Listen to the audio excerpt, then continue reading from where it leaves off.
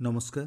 आकाशवाणी कटक आंचलिक संवाद पढ़ुचंती सत्यव्रत बेहुरा। राष्ट्रपति द्रौपदी मुर्मू आज ओडिशा कृषि और वैषयिक विश्वविद्यालयर 40तम समावर्तन उत्सव में मुख्य अतिथि भाव जोगदेवे।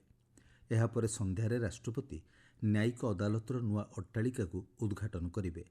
आसंता काली और शनिवार दिन राष्ट्रपति श्रीमती मुर्मू मयूरभंज विभिन्न प्रकल्पर शिलान्यास और उद्घाटन करिबार कार्यसूची रही। विधानसभा आज 2024-25 आर्थिक वर्षर प्रथम अतिरिक्त बजेट पर व्यय मंजूरी बिल आगत हेब। गृहरे गतकाली गिलोटिन जरिया विभिन्न विभागर अतिरिक्त खर्च दाबी गृहीत होईछि। एथिरे राजस्व और विपर्यय परिचालना एवं अनुसूचित जाति और जनजाति विभागर खर्च दाबी उपरे आलोचना होइथिला। सूचनायोग्य मुख्यमंत्री मोहन चरण माझी गत 26 तारिख में प्रथम अतिरिक्त बजेट गृहरे उपस्थापन करथिले। महाराष्ट्र रे आज नुआ मुख्यमंत्री भावे देवेंद्र फडणवीस शपथ ग्रहण करेंगे। यह कार्यक्रम में मुख्यमंत्री मोहन चरण माझी और उपमुख्यमंत्री प्रभाती परिडा जोगदेवे बोली जଣାपड़ी। मुंबईर आजाद मैदान हेबाकु थिबा एही समारोह रे बहु विशिष्ट व्यक्ति जोगदेवे।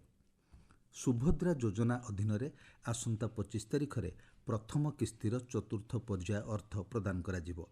एथिरे एपर्यंत सहायता पाई नथिबा हिताधिकारी आवेदन जांच प्रक्रिया को त्वरान्वित करने लगी निर्देश दिया जाइछि।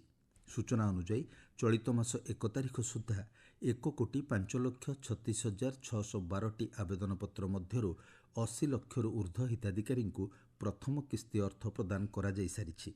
गत संध्यारे उन्नयन कमिशनर अनु गर्ग अध्यक्षतार अनुष्ठित समीक्षा बैठक में आसंता काली सुधा ब्लॉक और सहरांचल स्तर में योग्य और अयोग्य हिताधिकारी तालिका प्रकाशन पर निष्पत्ति होईछि।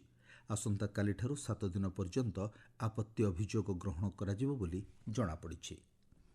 राज्यर 5टी जिल्लार 803टी मंडी रे धान किणा चली।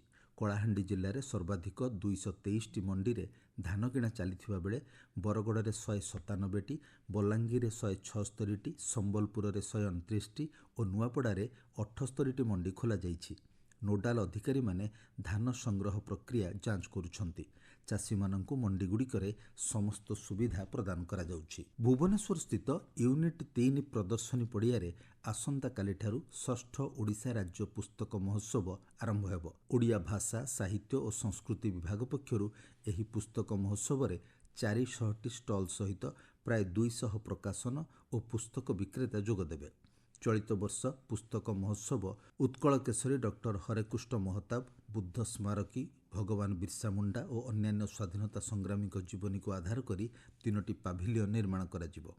ଏହି ପୁସ୍ତକ ମେଳା ଆସନ୍ତା 17 ତାରିଖ ପର୍ଯ୍ୟନ୍ତ ଚାଲିବ। ବିଶ୍ୱ ପ୍ରସିଦ୍ଧ ବରଗଡ଼ ଧନୁଯାତ୍ରା ଆସନ୍ତା ମାସ 3 ତାରିଖରୁ ଆରମ୍ଭ ହେବାକୁ ଥିବାବେଳେ ଗତକାଲି ହାଟ ପଦାସ୍ଥିତ ସଞ୍ଚାର ପଡ଼ିଆରେ ଧ୍ୱଜା ପୂଜା ସହ ଧନୁଯାତ୍ରାର ଶୁଭସ୍ତମ୍ଭ ସ୍ଥାପନ କରାଯାଇଛି। ପାରମ୍ପରିକ ରୀତିନୀତି ଅନୁଯାୟୀ 77ତମ ଧନୁଯାତ୍ରା ପାଳନ ନିମନ୍ତେ ବରଗଡ଼ର ଅଧିଷ୍ଠାତ୍ରୀ ଦେବୀ ମା ସମଲେଶ୍ୱରୀଙ୍କ ପୀଠରୁ ଆଜ୍ଞାମାଳ ଆସିବା ପରେ ଧନୁଯାତ୍ରା ପ୍ରତୀକକୁ ସହର ପରିକ୍ରମା କରାଯାଇଥିଲା। ଓଡ଼ିଶା ମାଧ୍ୟମିକ ଶିକ୍ଷା ପରିଷଦ ପକ୍ଷରୁ ଆସନ୍ତା ମାସରେ ହେବାକୁ ଥିବା ମାଧ୍ୟମିକ ଶିକ୍ଷକ ଯୋଗ୍ୟତା ପରୀକ୍ଷା ପାଇଁ 50,000ରୁ ଅଧିକ ପ୍ରାର୍ଥୀ ଆବେଦନ କରିଛନ୍ତି। ରାଜ୍ୟର ବିଭିନ୍ନ ଜିଲ୍ଲାରେ 182ଟି କେନ୍ଦ୍ରରେ ପରୀକ୍ଷା କରାଯିବ ବୋଲି ଜଣାପଡ଼ିଛି। ପରୀକ୍ଷା ସୂଚୀ ସମ୍ପର୍କରେ ଖୁବ୍ ଶୀଘ୍ର ବିଜ୍ଞପ୍ତି ପ୍ରକାଶ ପାଇବ ବୋଲି ପରିଷଦ ପକ୍ଷରୁ ସୂଚନା ଦିଆଯାଇଛି। ଭୁବନେଶ୍ୱର କଳିଙ୍ଗ ଷ୍ଟାଡିୟମରେ ଆସନ୍ତା ଶନିବାରଠାରୁ 39ତମ ଜାତୀୟ କନିଷ୍ଠ ଆଥଲେଟିକ୍ସ ପ୍ରତିଯୋଗିତା ଅନୁଷ୍ଠିତ ହେବ। ଏଥିରେ ପ୍ରାୟ 2000 କ୍ରୀଡ଼ାବିତ୍ ଭାଗ ନେବେ। ଓଡ଼ିଶାରୁ 35 ଜଣ ମହିଳା କ୍ରୀଡ଼ାବିତ୍ଙ୍କ ସମେତ ମୋଟ 78 ଜଣ କ୍ରୀଡ଼ାବିତ୍ ଏଥିରେ ଅଂଶଗ୍ରହଣ କରିବେ ବୋଲି କ୍ରୀଡ଼ାମନ୍ତ୍ରୀ ସୂର୍ଯ୍ୟବଂଶୀ ସୁରଜ କହିଛନ୍ତି। ଏହି ପ୍ରତିଯୋଗିତା 11 ତାରିଖ ପର୍ଯ୍ୟନ୍ତ ଚାଲିବ। ସ୍ୱେଚ୍ଛାସେବୀ ଏବଂ ବିଭିନ୍ନ ସଂଗଠନଗୁଡ଼ିକର ମୂଲ୍ୟବୋଧ ବିଷୟରେ ସଚେତନତା ସୃଷ୍ଟି ପାଇଁ ଆଜି ଅନ୍ତର୍ଜାତୀୟ ସ୍ୱେଚ୍ଛାସେବୀ ଦିବସ ପାଳନ କରାଯାଉଛି। 1985 ମସିହାରେ ଜାତିସଂଘର ସାଧାରଣ ପରିଷଦ ପ୍ରତିବର୍ଷ ଡିସେମ୍ବର 5 ତାରିଖକୁ ସ୍ୱେଚ୍ଛାସେବୀ ଦିବସ ଭାବେ ପାଳନ କରିବାକୁ ନିଷ୍ପତ୍ତି ନେଇଥିଲା। ରାଜ୍ୟରେ ଗତ ଅକ୍ଟୋବର ମାସ ସୁଦ୍ଧା 9,24,000 MSMEରେ 31,000 କୋଟିରୁ ଊର୍ଦ୍ଧ୍ୱ ପୁଞ୍ଜି ବିନିଯୋଗ ହୋଇଛି ବୋଲି ଉଦ୍ୟମ ପୋର୍ଟାଲ ତଥ୍ୟରୁ ଜଣାପଡ଼ିଛି। ଏହା ଅନୁସାରେ ଏହି ଶିଳ୍ପଗୁଡ଼ିକ 71,76,000 ନିଯୁକ୍ତି ସୁଯୋଗ ସୃଷ୍ଟି କରିଛନ୍ତି। ଆଞ୍ଚଳିକ ସମ୍ବାଦ ବର୍ତ୍ତମାନ ପାଇଁ ଏତିକି। ପରବର୍ତ୍ତୀ ଆଞ୍ଚଳିକ ସମ୍ବାଦ ଶୁଣିପାରିବେ ଅପରାହ୍ନ 2ଟା 32 ମିନିଟ୍ରେ।